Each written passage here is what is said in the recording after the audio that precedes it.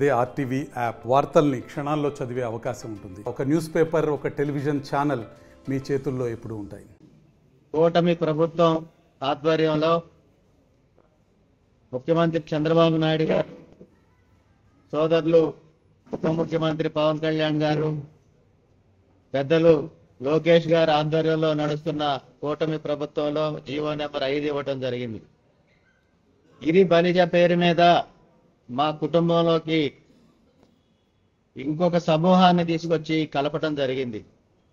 ప్రత్యేకంగా కూటమి ప్రభుత్వానికి బలిజ కాపు వర్గాలంటే ప్రత్యేకమైన కక్ష సాధింపు చర్య ఎందుకో రాష్ట్ర ప్రభుత్వం స్పష్టం చేయాల్సిన అవసరం ఉంది.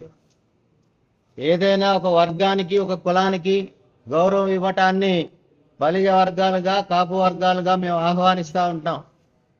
కానీ దొమ్మర కులస్తులు వారిని తీసుకొచ్చి బలిజ వర్గాల్లో కలపటానికి గల కారణం ఏంటో చెప్పాలి.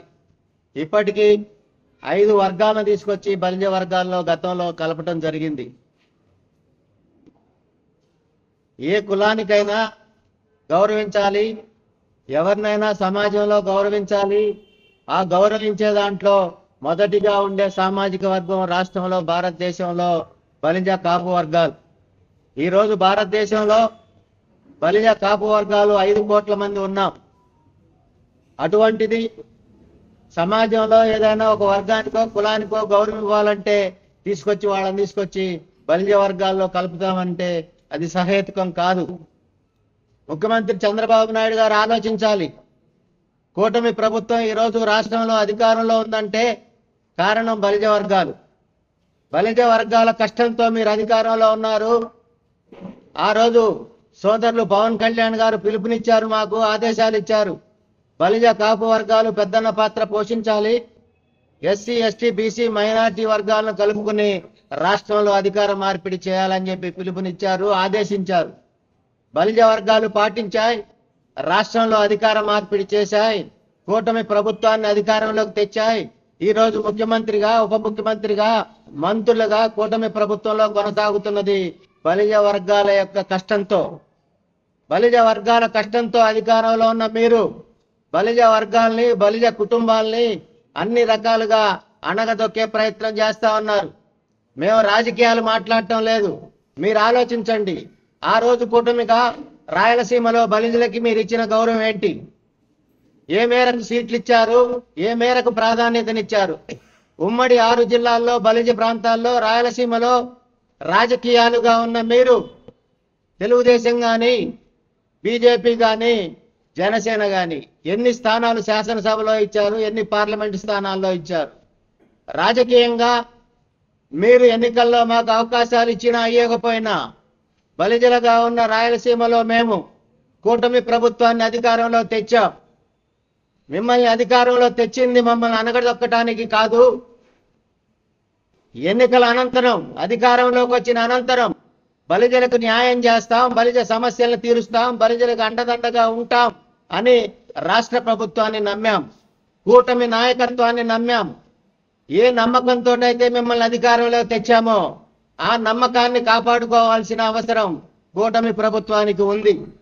కానీ మీరేం చేస్తా ఉన్నారు? బలిజ సమస్యలను తీరుస్తున్నారా? బలిజలకు అవకాశం ఇస్తున్నారా? రాజకీయంగా అవకాశం ఇస్తున్నారా? ప్రభుత్వ పరంగా అవకాశం ఇస్తున్నారా? నామినేటెడ్ పదవుల్లో అవకాశం ఇస్తున్నారా? లేదా ప్రభుత్వ ఉద్యోగులుగా ఉన్న మా కుటుంబ సభ్యులకి అవకాశం ఇస్తున్నారా? కూటమి ప్రభుత్వంగా ఉన్న మీరు బలిజ కాపు వర్గాలకి మేము ఈ విధంగా సహాయం చేశామనే అంశం, ఒక్క అంశాన్నైనా చూపించగలుగుతారా అని చెప్పి ప్రశ్నిస్తా ఉన్నాం. మీరు బలిజ కాపు వర్గాలకి ఏ కోశానా సహాయం చేయకపోగా అవమానిస్తా ఉన్నారు, బాధిస్తా ఉన్నారు, వేధిస్తా ఉన్నారు. ఈరోజు బలిజ వర్గాల్లో దొమ్మరి కులస్తులను తీసుకొచ్చి కలుపుతా ఉన్నారు. దొమ్మరి కులస్తులకి రాష్ట్ర ప్రభుత్వం గౌరవం ఇవ్వటాన్ని మేము ఆహ్వానిస్తాం, ఇవ్వాలని కూడా కోరుకుంటాం, డిమాండ్ చేస్తాం. కానీ ఏదైతే ఎవరికైనా ఒక కులం ఉంటది, ఎవరికైనా ఒక కుటుంబం ఉంటది, ఎవరికైనా ఒక బంధుత్వం ఉంటది. ఏ సిస్టంలో, ఏ విధానంతో బలిజ వర్గాల్లోకి మీరు దొమ్మరి కులాన్ని తీసుకొచ్చి గిరి బలిజ పేరు మీద తీసుకొచ్చారో స్పష్టత ఇవ్వాల్సిన అవసరం రాష్ట్ర ప్రభుత్వానికి ఉంది. ఈ రోజు డిమాండ్ చేస్తా ఉన్నాం మేము కర్నూలు వేదికగా, కర్నూలులో ఉన్న సంఘాల వేదికగా రాష్ట్ర ప్రభుత్వాన్ని డిమాండ్ చేస్తా ఉన్నాం.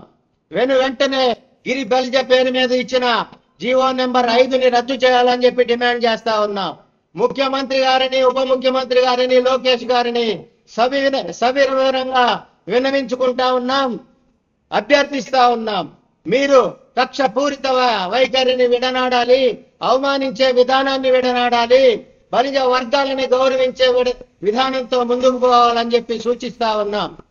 గిరి బలిజ పేరు మీద ఇచ్చిన జీవోని రద్దు చేయాలని చెప్పి డిమాండ్ చేస్తా ఉన్నాం. మీరు ఆ విధానంతో ముందుకి పోని పక్షంలో తప్పనిసరిగా గ్రామ స్థాయి నుంచి ఆందోళన చేస్తాం.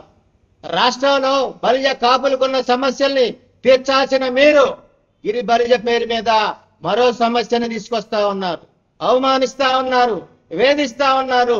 ఇది సరైన విధానం కాదని చెప్పి డిమాండ్ చేస్తా ఉన్నాం. తక్షణం జీవో నెంబర్ 5ని ఉపసంహరించుకోవాలని చెప్పి డిమాండ్ చేస్తా ఉన్నాను నేను. మరిన్ని వీడియోస్ కోసం ఛానల్ సబ్స్క్రైబ్ చేయండి, లేటెస్ట్ అప్డేట్స్ కోసం వాట్సాప్ ఛానల్ ఫాలో చేయండి అండ్ లింక్ డిస్క్రిప్షన్ లో ఉంది.